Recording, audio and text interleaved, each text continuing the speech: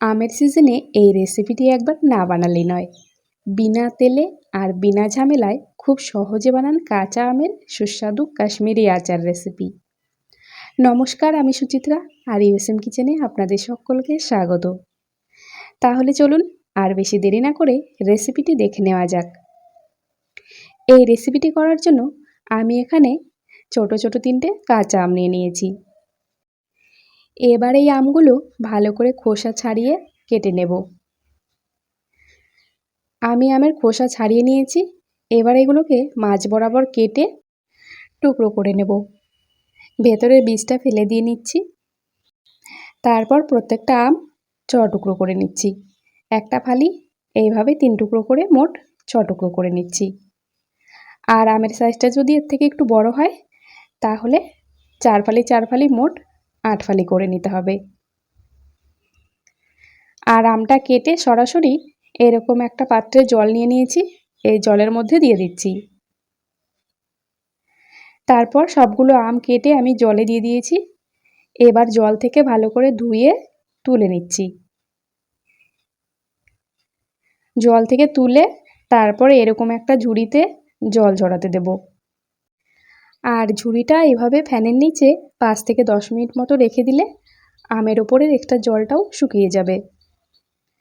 আর ততক্ষণে আমি এদিকে 2টো লঙ্কা কেটে নিচ্ছি। এখানে আমি 2টো শুকনো লঙ্কা নিয়েছি। লঙ্কা দুটোর প্রথমে ভেতরের বীজগুলো সব ফেলে দেব। ফেলে দিয়ে তারপর ছুরির সাহায্যে এইভাবে একদম সরু সরু গোল গোল করে কেটে নেব। আপনারা কিন্তু চাইলে সরু সরু লম্বা লম্বা করেও কেটে নিতে পারেন। আমি এইভাবে গোল গোল করে কেটে নিচ্ছি। তো 2টো লঙ্কা আমি বীজ ফেলে এইভাবে কেটে নিয়েছি। এবার চলুন রেসিপিটি দেখে নেওয়া যাক। প্রথমে এখানে একটা চায়ের কাপের নিয়ে নিচ্ছি 2 কাপ পরিমাণে চিনি। আর 2 কাপ চিনির সঙ্গে নিয়ে নিচ্ছি হাফ কাপ পরিমাণে জল। জলের পরিমাণটা কিন্তু এর থেকে বেশি নেওয়া যাবে না। 2 কাপ চিনির জন্য হাফ কাপ জল। এর থেকে কম নিতে পারেন, তবে জলটা এর থেকে যেন বেশি না হয়ে যায়। তারপর চিনিটা জাল করে ভালো করে গলিয়ে নেব। আর এরই মাঝে দিয়ে দেব একদম মিহি করে কুচানো হাফ টেবিল চামচ পরিমাণে আদা। আদা আর চিনিটা একসঙ্গে জাল করে নিচ্ছি। চিনিটা খুব ভালো করে গলিয়ে নিতে হবে। এখনো পর্যন্ত কিন্তু গলে আসেনি, দানা দানা দেখা যাচ্ছে। তো আর একটু সময় আমি ফুটিয়ে নেব।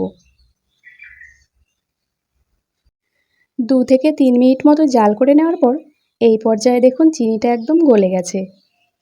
ব্যাস, শিরাটা আর বেশি জাল করার প্রয়োজন নেই। এবার এতে জল ঝরিয়ে নেওয়া আমগুলো দিয়ে দিচ্ছি।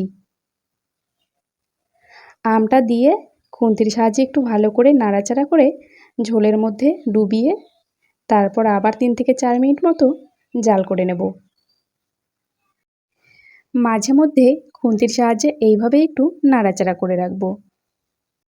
চিনির শিরার সঙ্গে আমটা জাল করতে করতে আমের ভেতরের জলটা বেরিয়ে যাবে, আর তাতেই আমটা কিন্তু সেদ্ধ হয়ে যাবে। ভীষণই ভালো একটা রেসিপি, আপনারা কিন্তু অবশ্যই বাড়িতে একবার ট্রাই করে দেখতে পারেন। 3-4 মিনিট এইভাবে জাল করে নেওয়ার পর দেখুন এই পর্যায়ে আমগুলো কিন্তু খুব সুন্দর সেদ্ধ হয়ে গেছে। আর আমগুলো সেদ্ধ হয়ে যাওয়ার পর খুব বেশি নাড়াচাড়া করা যাবে না। এবার এতে দিয়ে দেব কেটে নেওয়া শুকনো লঙ্কাটা, আর সেই সঙ্গে স্বাদ মতো নুন, আর দিয়ে দেব 1 টেবিল চামচ পরিমাণে ভিনিগার। ভিনিগারের পরিবর্তে লেবুর রসও ব্যবহার করতে পারেন। দেখতেই পাচ্ছেন খুবই সহজ রেসিপি আর খেতে দুর্দান্ত। এই সমস্ত উপকরণ দেওয়ার পর খুন্তির সাহায্যে হালকা করে একটু নেড়ে দেব। আমগুলো যাতে ভেঙে না যায় হালকা একটু নেড়ে এগুলো মিশিয়ে দিচ্ছি। আর এখনও পর্যন্ত আমার চ্যানেলটিকে সাবস্ক্রাইব করে না থাকলে অনুরোধ রইল অতি অবশ্যই চ্যানেলটিকে সাবস্ক্রাইব করে রাখবেন পরবর্তী আরও এরকম নতুন রেসিপির জন্য। আর যারা করেছেন তাদেরকে অসংখ্য ধন্যবাদ এই ছোট্ট চ্যানেলে যুক্ত হয়ে থাকার জন্য। আরও মিনিট খানেক এইভাবে জাল করে নেওয়ার পর সবশেষে দিয়ে দিচ্ছি সামান্য একটু ফুড কালার। এটা একদম অপশনাল, না দিলেও চলবে। টেস্টের কোনো পরিবর্তন হবে না। তবে কালারের জন্য সামান্য একটু আমি ব্যবহার করছি। ফুড কালারটা দেওয়ার পর খুন্তির সাহায্যে হালকা করে এইভাবে একটু নেড়ে দিয়ে গ্যাসটা অফ করে দেব। তারপর এই শিরার মধ্যে আমগুলো এইভাবে রেখে দিয়ে ভালো করে ঠান্ডা করে নিতে হবে। কিছুক্ষণ রেখে দিয়ে ভালোভাবে ঠান্ডা হয়ে যাওয়ার পর দেখুন শিরাগুলো আমের ভেতরে ঢুকে গেছে আর আমের পিসগুলো দেখতে কত সুন্দর স্বচ্ছ লাগছে, একদম জেলির মতো। এবার এটাকে পরিবেশন করার জন্য একদম রেডি।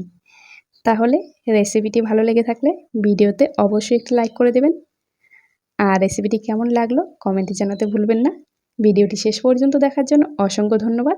সবাই ভালো থাকবেন, সুস্থ থাকবেন। টাটা।